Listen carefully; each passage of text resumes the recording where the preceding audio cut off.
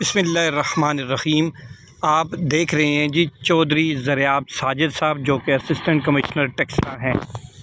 گزشتہ رات 2 بجے کے قریب انہوں نے واکنڈ کے گھر میں چھاپا مارا جہاں پر جعلی دودھ بنایا جا رہا تھا۔ آپ نے دیکھا کہ چودھری زریاب ساجد جو کہ اسسٹنٹ کمشنر ٹیکسلا ہیں، ان کے ہاتھ میں سرف کا ایک پیکٹ بھی اٹھایا ہوا تھا۔ یہ دودھ واکنڈ کے علاقے آصف آباد کی گلی نمبر 10 میں بنایا جا رہا تھا، جہاں پر 6 افراد کو گرفتار بھی کر لیا گیا ہے۔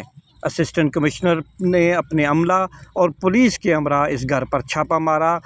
انہیں مخبری ہوئی کہ اس علاقے میں کافی عرصے سے جعلی اور ملاوٹ شدہ دودھ بنایا جا رہا تھا جو کہ بچوں کی صحت کے لیے زہر قاتل تھا۔